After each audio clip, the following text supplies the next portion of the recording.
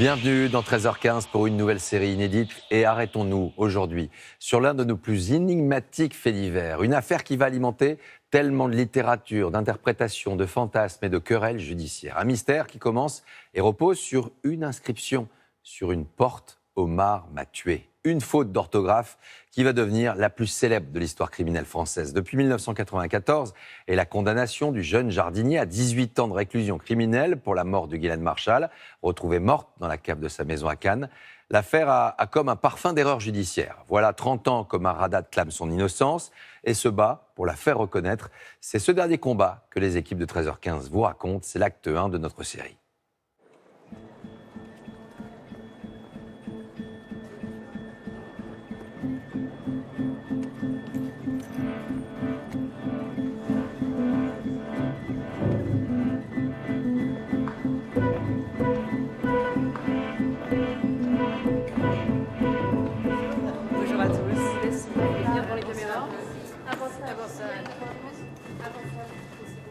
Monsieur Omar Haddad d'être présent aujourd'hui, ça c'est très important, ça lui coûte, parce que je vous dis, depuis malheureusement ce drame qui lui est arrivé d'être condamné à tort, il clame son innocence, il veut que la vérité se fasse, il veut savoir qui a tué Madame Marchal, parce qu'il aimait Madame Marchal, il était proche d'elle, et pour lui c'est intolérable et insupportable de savoir dans quelles conditions elle a été tuée, dans des conditions absolument atroces.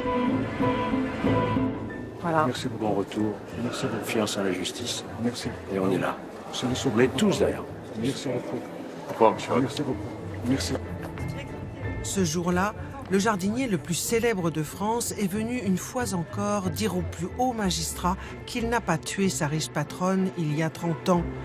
Il souhaite être réhabilité.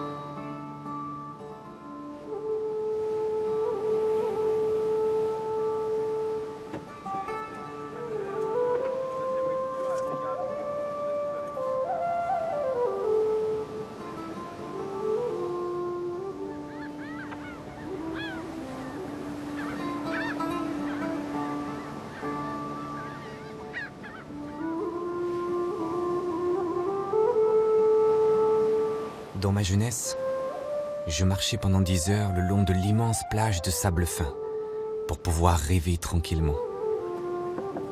J'allais souvent pêcher avec mes copains. Nous installions des filets dans lesquels nous prenions des dorades, des rougets, des congres que nous partagions ensuite avec nos familles.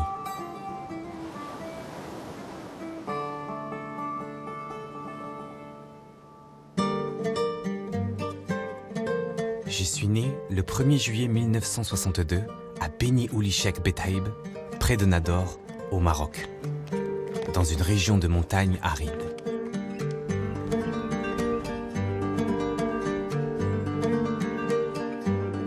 Comme beaucoup de Rifins, mon père est parti pour la France 1 mois après ma naissance, comme jardinier à Cannes, pour améliorer l'ordinaire. Ma mère m'a gardé auprès d'elle, tandis que mon frère aîné allait à l'école. Nous étions 6 enfants. Je faisais les courses et j'allais chercher de l'eau à la fontaine. Et je n'ai jamais appris à lire ni à écrire. Surtout, je m'occupais du jardin. Prendre soin des arbres, des fleurs, des légumes que mon père plantait chaque été lors de ses vacances au pays. J'en vendais même au marché. J'ai décidé de planter aussi des vignes, des figuiers et des oliviers. Mais moi, je rêvais d'aller rejoindre mon père en France.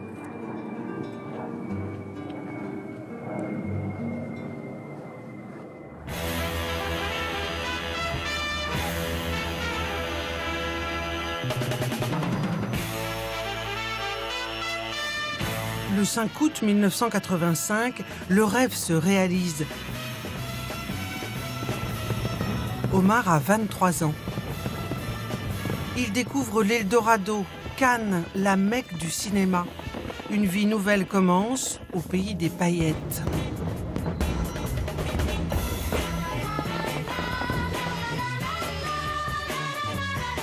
Les collines de Mougins, une forêt de somptueuses villas aux piscines hollywoodiennes.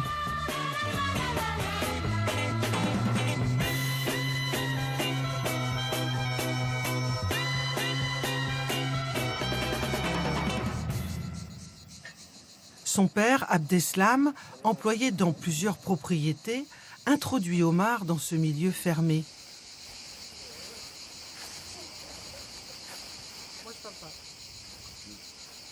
Dès qu'il est arrivé en France, il a commencé à travailler chez moi.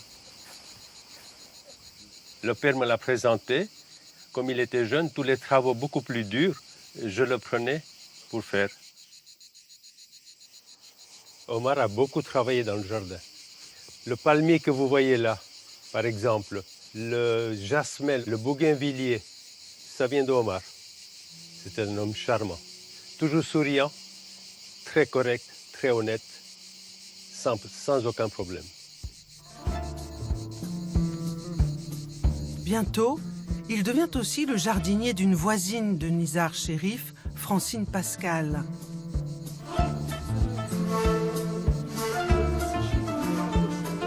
Elle l'apprécie et l'emploie 3 jours par semaine.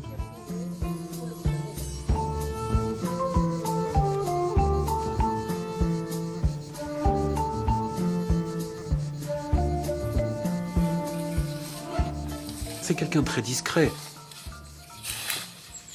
Il a cette prestance et cette apparence du berbère très élégant, qui n'est pas volubile, qui ne dit pas un mot plus haut que l'autre, qui parle calmement, qui est posé, qui est bien élevé. L'éducation est très importante dans la famille d'Omar Haddad. C'est Madame Pascal qui va le présenter à sa grande amie depuis 30 ans, qui possède la dernière villa en haut du chemin de Saint-Barthélemy, la Chamade.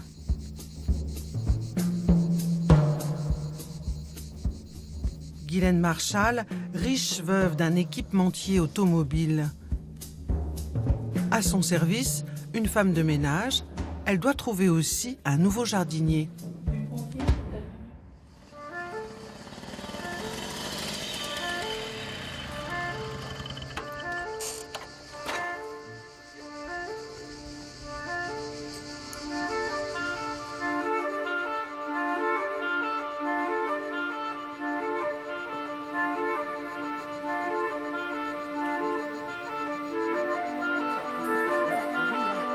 Dès la première rencontre, le courant passe entre le jeune Marocain et la grande bourgeoise.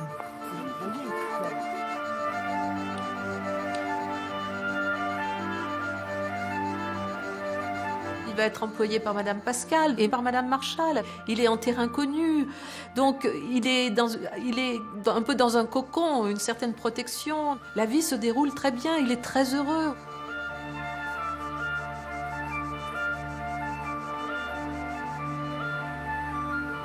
Omar entretient le vaste jardin et fait de menus travaux tous les vendredis. Guylaine Marchal se montre exigeante, mais aussi chaleureuse.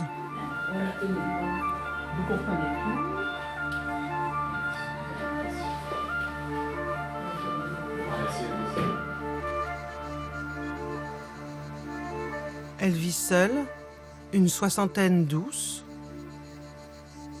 passionnée de mots fléchés et de bridge. Elle aime beaucoup recevoir son fils unique qui vit à Paris, ses amis cannois et sa famille pour les vacances, comme sa nièce dont elle est très proche.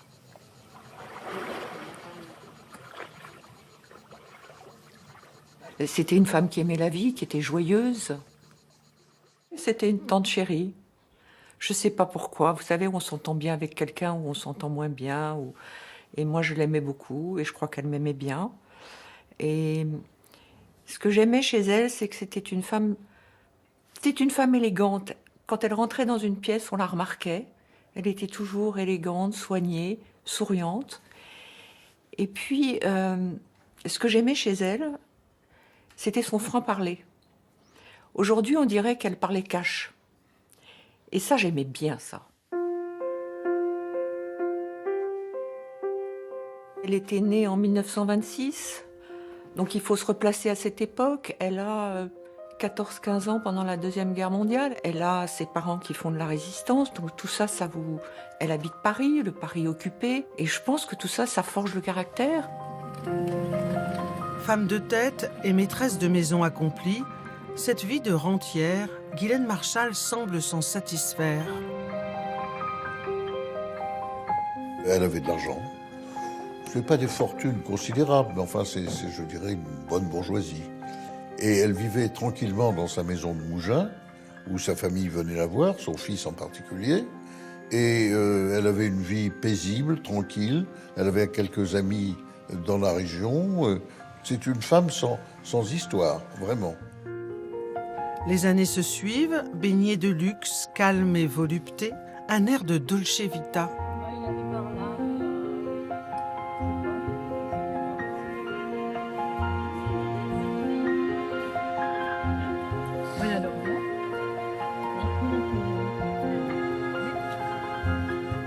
Guylaine Marchal entretient de bons rapports avec son personnel.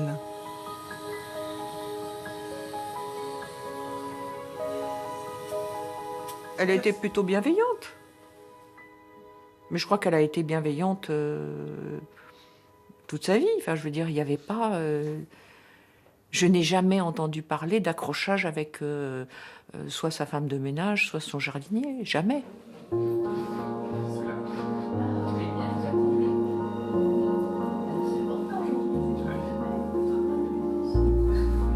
Omar Haddad, lui, fait l'unanimité chez des patrons généreux côté salaire. Il gagne bien sa vie, 6 000 francs par mois en moyenne.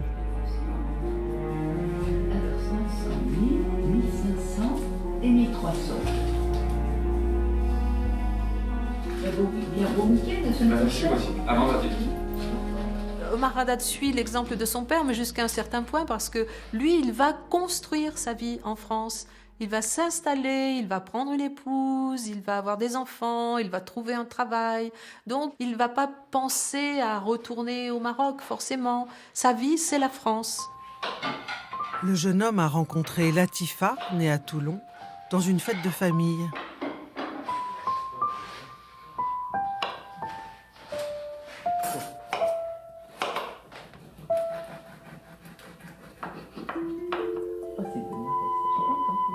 Lorsqu'il annonce son mariage en 1987, Madame Marchal félicite son jardinier auquel elle s'est attachée. Il y avait une sorte de respect et d'affection, puisqu'il comparait un peu Madame Marchal à sa mère, puisqu'il avait émigré, il avait certes son père, mais sa mère avec laquelle il avait toujours vécu était loin. Donc Madame Marchal, c'était entre guillemets comme une espèce de mère de substitution, toute proportion gardée. Il avait du respect et de l'affection pour elle.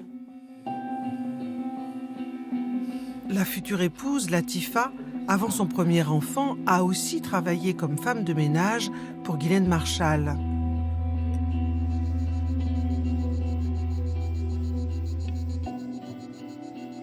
Au printemps 1991, Latifa attend un deuxième bébé. Madame Marchal est ravie du bonheur du jeune couple.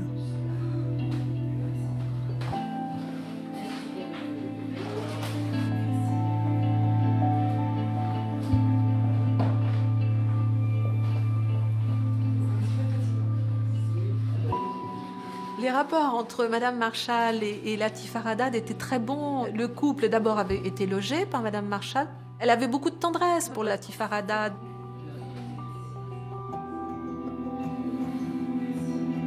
Latifa montait régulièrement voir Madame Marchal et Madame Marchal est très contente. Elle lui dit « Ah, tu as la chance d'avoir un bon mari ». Donc on sent une relation, une proximité entre Madame Marchal et Latifa Haddad. Après 5 ans d'une relation sans nuages, ces derniers temps, ses patronnes notent un changement. C'est un garçon discret, poli, aimable. Mais nous savons qu'il y a un petit problème.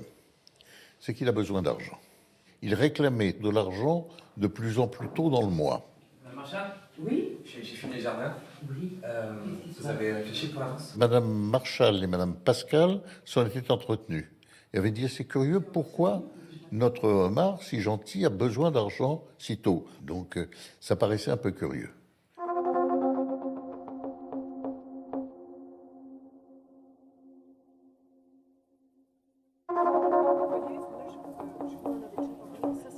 Ce dimanche, Omar a demandé à travailler exceptionnellement à la place du lundi, jour de la fête musulmane de l'Aïd.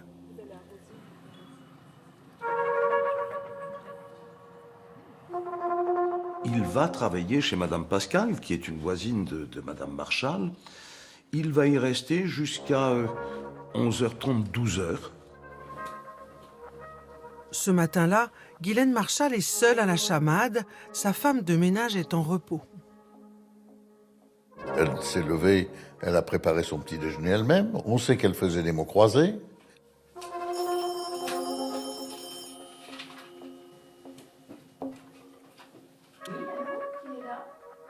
On sait qu'elle doit déjeuner chez ses amis Coster à 1h. On le sait parce qu'elle a un entretien téléphonique avec eux. Elle dit, je vais venir à 1h, il n'y a pas de problème.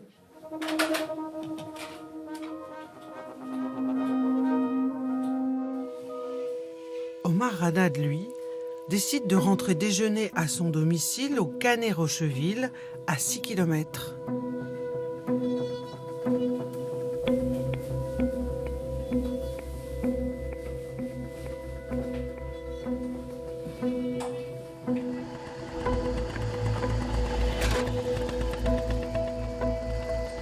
Et puis, il décide de prendre sa mobilette, comme d'habitude, pour se rendre chez lui.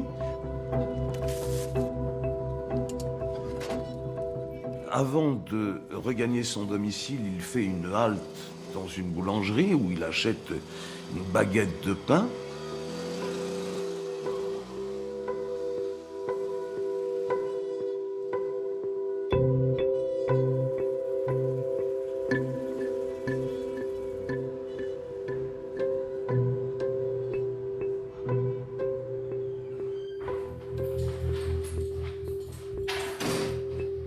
Il donne une précision.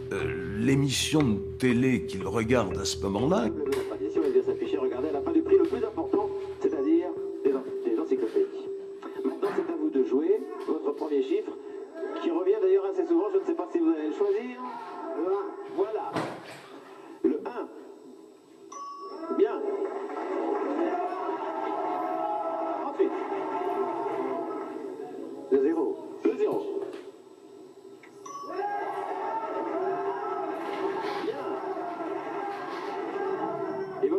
Pas mal de chiffres, le 2, le 3, le 4, le 5, le 6, le 7, le 8, le 9. Vous avez utilisé vos 2 zéros.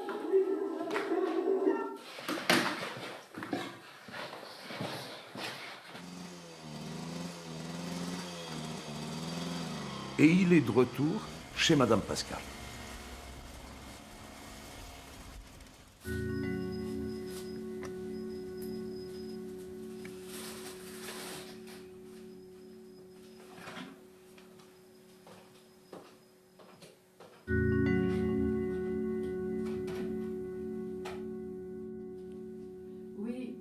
Elle a cet entretien téléphonique avec son ami Erika Serin.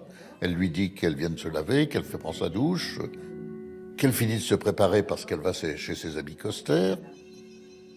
Elle a cet entretien téléphonique à 12h10. C'est important cette heure, car c'est le dernier entretien téléphonique que nous avons.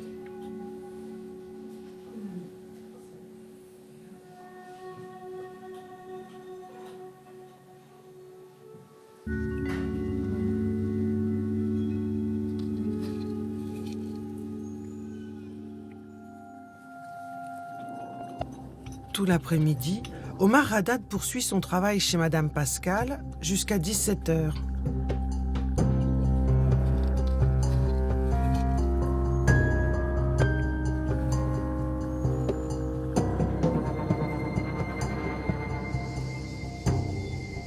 Le lendemain matin, il attrape son train pour Toulon. Il va passer l'Aïd en famille chez ses beaux-parents, retrouver Latifa, leur fils, et le bébé.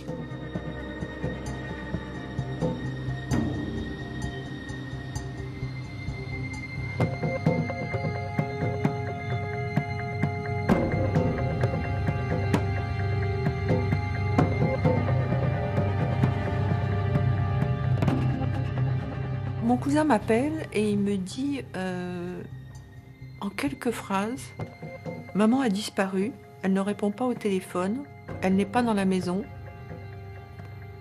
et sa voiture est là. » On n'imagine jamais le pire. Et pourtant, c'est le pire qui est arrivé.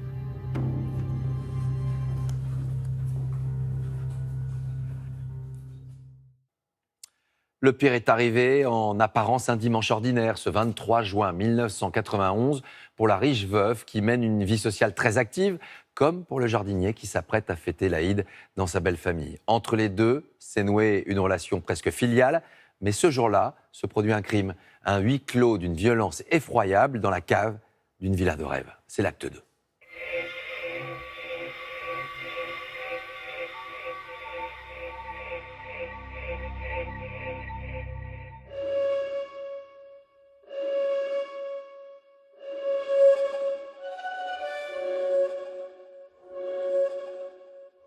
Ses amis, les Coster, n'ont pas vu arriver Madame Marshall. On a téléphoné chez elle, ça ne répondait pas.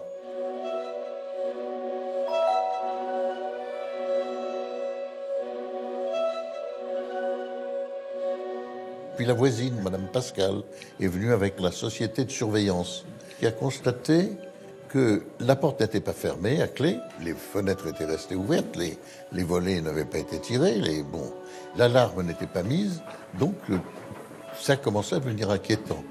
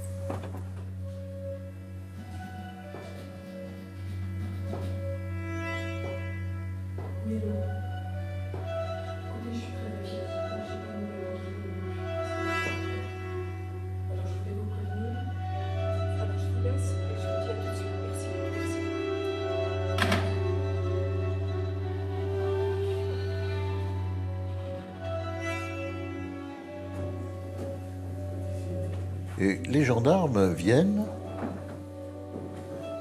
le sac à main est là, la voiture est là, aucune trace d'effraction, rien.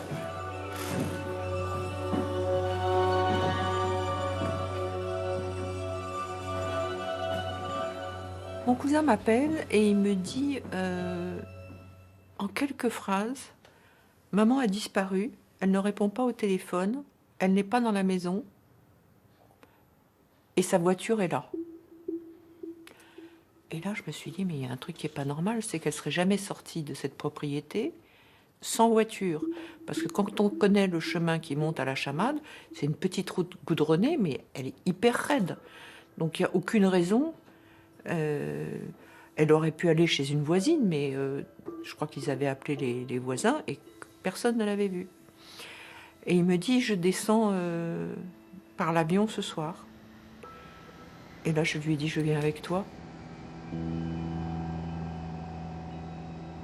On était à côté dans l'avion et on n'a jamais... on se regardait en se disant, mais ça va aller. Je me souviens que je lui ai dit que j'avais eu sa mère le vendredi. Oui, Guylaine, tu vas bien? Oui, c'est moi. Je lui annonce que j'attends un deuxième enfant, qui était très attendu. Et c'était une vraie joie pour moi. Et je me souviens encore de notre conversation où elle m'a dit 3 fois de suite, c'est formidable, c'est formidable, c'est formidable. Et c'est la dernière fois que je lui ai parlé. Et j'ai encore le son de sa voix dans mon oreille.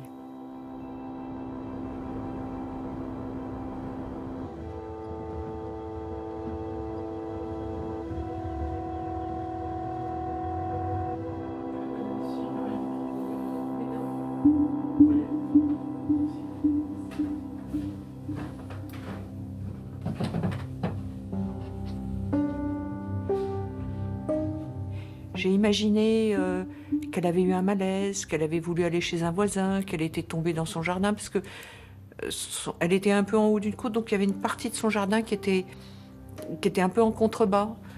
Et j'imaginais plutôt ça, ou j'imaginais que elle avait été emmenée à l'hôpital, enfin bon.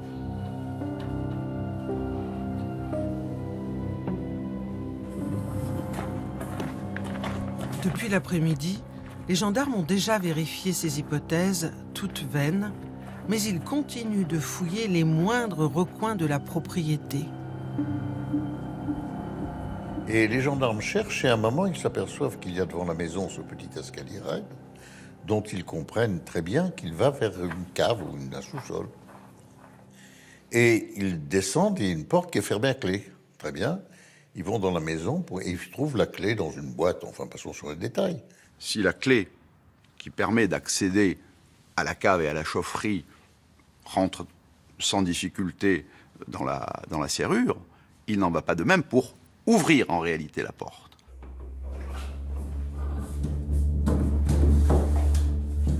Il faut quand même 2 gendarmes, dont un assez costaud, pour exercer une pression contre cette porte, afin de lui permettre de commencer à passer un avant-bras et à tâtons d'essayer de comprendre quel est le dispositif qui empêche la porte de s'ouvrir.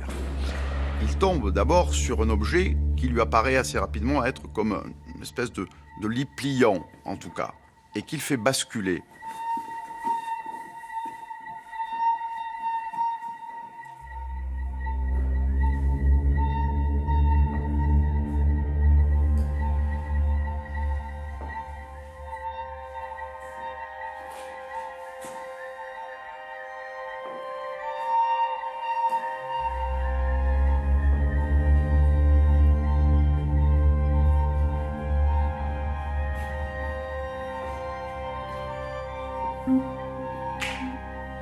Alors la cave se présente de la façon suivante. Il y a sur le côté un petit couloir qui donne sur la porte de la cave à vin. Et quand ils arrivent à la porte de la cave à vin, ils vont découvrir l'inscription « Omar m'a tué », manifestement tracée avec un doigt trempé dans le sang.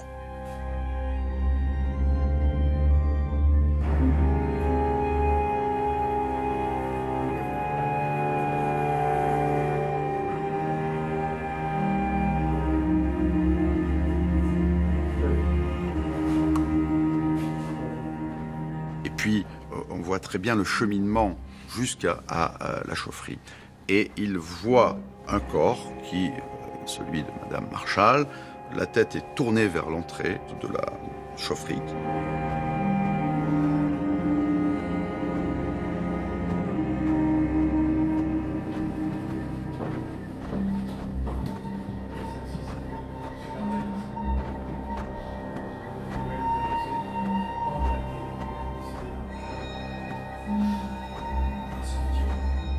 Quand ils nous ont dit « on l'a retrouvée, elle est morte et il y a eu des coups de couteau »,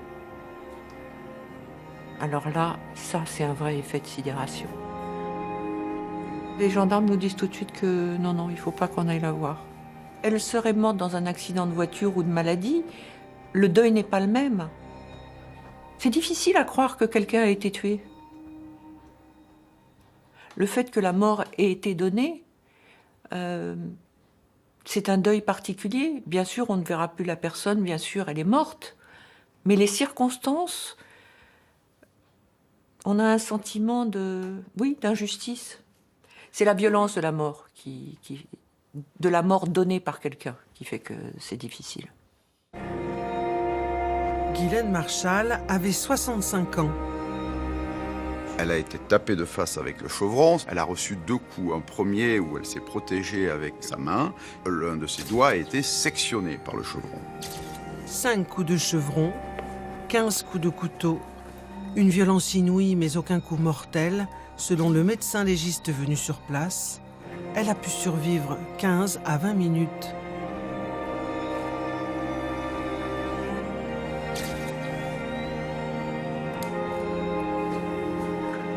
C'est pendant cette vingtaine de minutes que la victime a pu imaginer de bloquer cette porte pour que un agresseur ne puisse plus revenir l'agresser.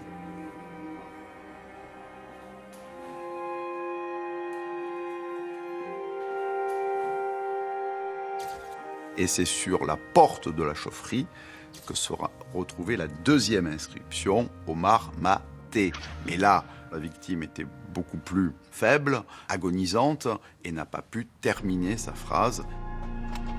2 inscriptions et un seul nom, Omar. La victime a dénoncé son agresseur avec son propre sang. Et le seul Omar dans la vie de Madame Marchal, c'est son jardinier. Les enquêteurs vont reconstituer le fil du crime de la chaufferie. Le scénario le plus probable est que Guylaine Marchal se trouve bien dans son sous-sol. Elle veut régler son robot pour le nettoyage de la piscine.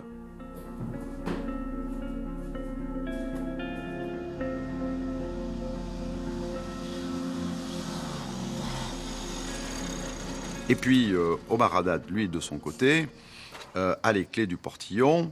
Vraisemblablement, il est venu demander une énième avance sur salaire à Madame Guylaine Marchal. Et il la trouve dans la cave. Ce qui est certain, c'est qu'elle est descendue dans sa cave, je dirais volontairement. Pourquoi? Parce qu'elle a mis ses petites chaussures à talons compensés. Donc elle a mis les chaussures qu'elle prenait pour aller à la cave. Alors je vais vous dire, ma tante, quand on voit, elle est en peignoir. Elle est nue sous son peignoir. Je vous ai dit que c'était quelqu'un de pudique. Elle n'a pas dû apprécier que quelqu'un rentre dans la chaufferie et la surprenne. Et elle a dû le recevoir fraîchement. Et puis, c'est comme une boule de neige. Tout s'enchaîne à une vitesse qui, sans doute, va prendre des proportions qui dépassent même les intentions initiales d'Omar Haddad, mais il va être entraîné dans cette spirale et cette folie meurtrière. Et quand on se voit perdu, eh bien, on en arrive aux extrêmes. Elle était tuée dans un local clos et il n'y a qu'un indice, c'est cette accusation, Omar m'a tué.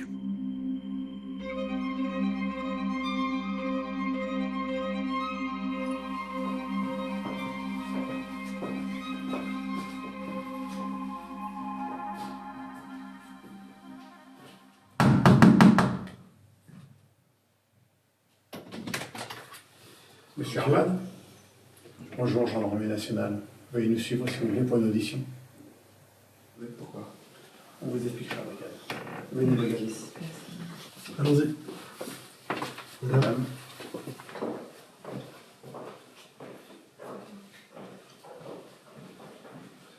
Pour un crime en huis clos, sans témoin, voilà une enquête résolue en moins de 24 heures chrono.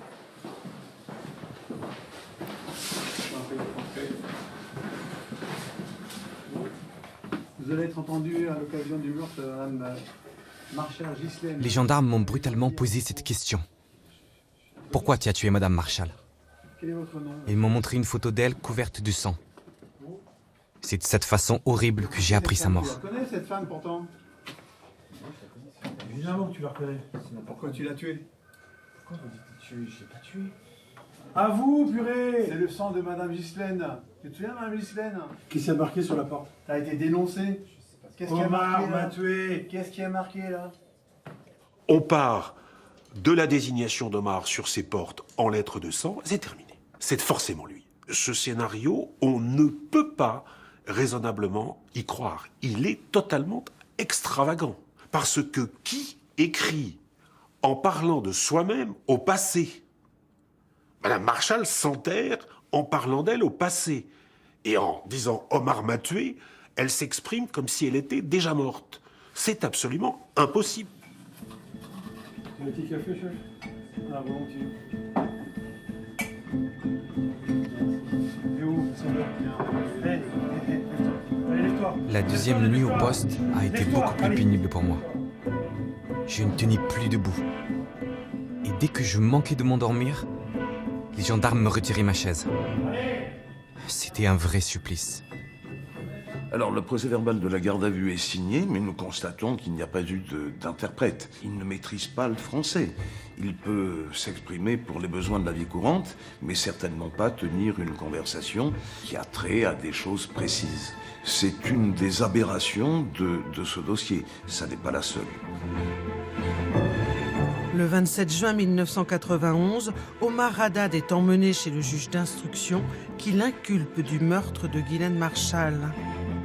Après quelques jours en prison, il se souvient d'un détail crucial.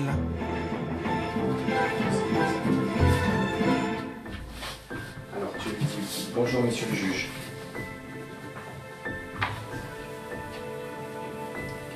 Que j'ai téléphoné à Latifa, j'ai téléphoné. S'ils peuvent localiser le téléphone, j'ai dit la vérité. 12h50. Sur le chemin du retour vers la demeure de Madame Pascal, il s'arrête pour passer un coup de téléphone. Cela a été vérifié. Un alibi en béton. En 1 heure, un trajet de 6 km, un arrêt baguette, une pause déjeuner chez lui, un coup de téléphone et retour à mobilette chez Madame Pascal. 13h, 13h05, il est de retour chez Madame Pascal. Ce qui veut dire quoi? Ce qui veut dire que le meurtre de Madame Marchal, le 23 juin, il n'a pas le temps matériel de le commettre. Par ailleurs, les blessures occasionnées à Madame Marchal ont suscité des éclaboussures. Madame Pascal n'a pas constaté que ses vêtements aient été maculés de sang. Ce jour-là, il est arrivé à quelle heure chez vous? Il est arrivé à 8 heures du matin et il est parti à 5 heures de l'après-midi. Ses vêtements ont été analysés et ses vêtements ne portaient pas de traces de sang. Omar Haddad n'est pas le meurtrier de Madame Marchal. Les analyses ont révélé qu'il n'y avait aucune trace d'Omar Haddad sur Madame Marchal ou dans la chaufferie, ni aucune trace de la chaufferie ou de Madame Marchal sur Omar Haddad. La défense marque des points et ses avocats vont faire une autre trouvaille dans le rapport des 3 légistes sur la date de la mort de la riche rentière.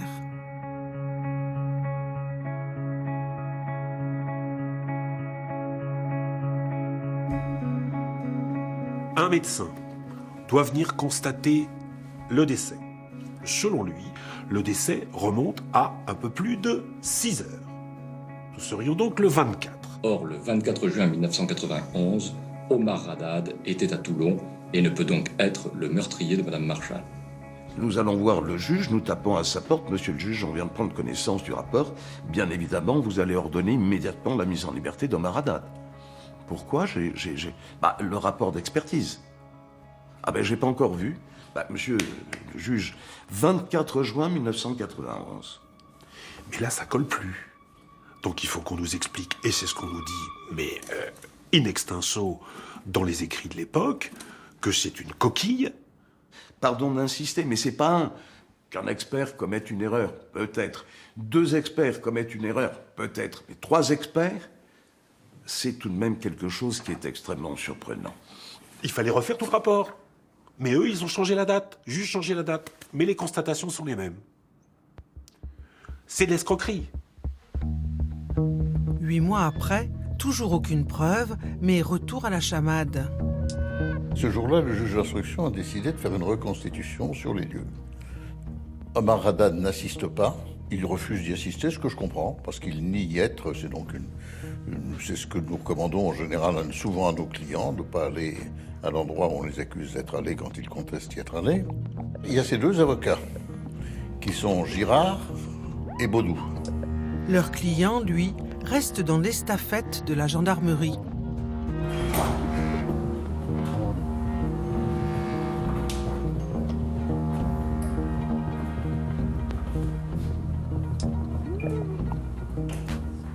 J'entre dans la cave, avec beaucoup de monde. La reconstitution commence depuis le départ, c'est-à-dire depuis le moment où les gendarmes entrent dans la cave. Alors, ils nous montrent d'abord le lit, la barre métallique coincée par le chevron qui fermait la porte. Et donc, par un système ingénieux, pour bloquer la porte, cette barre de fer plus ce chevron. Voilà. Et là, je peux vous assurer que on a eu du mal à déplacer le pont. Vous voyez, là, ça bouge pas. C'est bien fixe, c'est bien solide. Là, ça bouge plus. Ce montage ne paraissait pouvoir avoir été fait que de l'intérieur.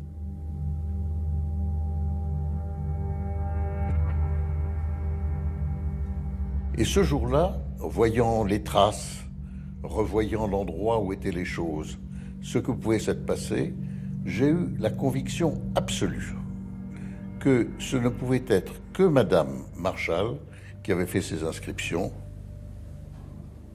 Et elle a peur qu'il revienne. C'est la raison pour laquelle elle coince la porte. Mais surtout, est-ce qu'elle sait qu'elle va mourir? J'en sais rien. Mais elle perd le sang de tous les côtés. En un quart d'heure ou une demi-heure, elle a le temps de faire ce qu'elle a fait. Je sors de là, pour la première fois, totalement convaincu. Mon intime conviction est faite.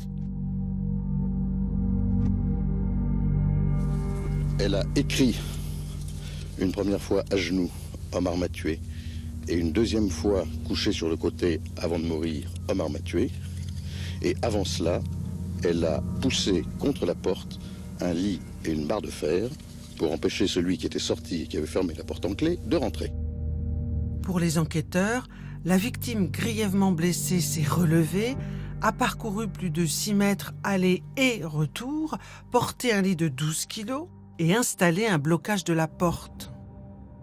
Pour la défense, c'est impossible. Si Madame Marchal avait effectivement positionné le lit, pour lequel on ne trouve aucune trace de ripage, ce qui veut dire qu'il aurait fallu qu'elle le porte, elle eût été en position debout et elle aurait fait un effort qui nécessairement aurait suscité une extériorisation des viscères, ce qui n'a pas été constaté par les médecins. Ce n'est pas crédible qu'une dame mourante ait fait un système aussi compliqué. Ah, mais vous pouvez mettre toutes Les avocats d'Omar Haddad montrent alors leur scénario du blocage de la porte de l'extérieur. Il n'y a pas besoin de mécanisme pour que ça marche. Je vais vous montrer. La démonstration qui a été faite, c'est de prendre le lit, de le positionner de façon légèrement inclinée, de sortir en maintenant une légère ouverture de la porte, et lorsque l'on referme la porte et qu'on lâche le lit vient se positionner derrière la porte. Pour nous, la démonstration est faite. L'on peut parfaitement donner l'impression que l'on barricade de l'intérieur la porte de la cave, alors qu'on le fait en sortant de la cave. D'ailleurs, au départ, lors des constatations, il n'est pas question d'un blocage aussi élaboré. Dans le procès-verbal de synthèse que font les deux gendarmes, elle s'était barricadée avec un lit pliant. Pas de chevron, pas de barre sur le chevron, pas de mécanisme. Ça n'interviendra que postérieurement.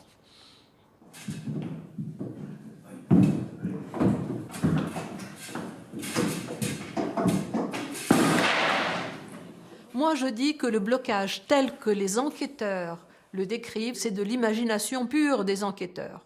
Pourquoi? Parce que dans la réalité, personne n'a vu ce blocage. Personne. Ni les gendarmes lorsqu'ils ont ouvert la porte, ni lors du transport sur les lieux où on a cherché à mettre en place ce fameux blocage. Donc c'est une invention. D'où ce scénario de la défense, une mise en scène, avec le jardinier comme bouc émissaire. Ma conviction depuis très longtemps est que une ou plusieurs personnes se sont rendues au domicile de Madame Marchal dans un but bien précis. Obtenir des informations relatives peut-être à un compte bancaire, relatives à un coffre, et de manière à ce que les pistes ne puissent pas immédiatement amener vers eux, ont décidé de désigner Omar ou de faire désigner Omar comme étant l'auteur du meurtre qu'il venait de perpétrer.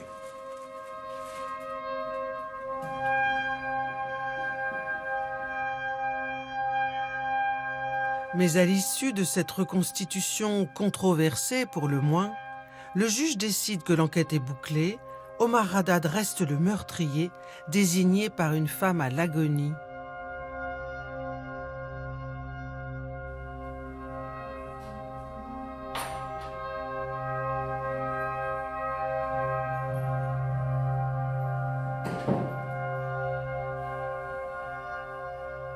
Il a quand même fait plusieurs grèves de la faim, dont une très très dure, 36 jours. Au bout de 36 jours, on met véritablement sa vie en danger. Et si son père n'était pas venu le supplier d'arrêter sa grève de la faim, il serait allé jusqu'au bout. Donc Omar Haddad était prêt à offrir sa vie, en quelque sorte, pour prouver son innocence. Comment protester autrement du fond de ma cellule, où je n'avais aucun droit, hormis celui de refuser de me nourrir. J'avais peur, j'étais désespéré, révolté, je devenais fou. On allait m'oublier là. J'ai donc décidé d'avaler une lame de rasoir. Une tentative de suicide qui va échouer après une enquête éclair. Omar Haddad est inculpé de meurtre. Il va bientôt être jugé et à nouveau, il clame son innocence. La suite de notre série passionnante, c'est tout de suite, juste après une courte page de pub.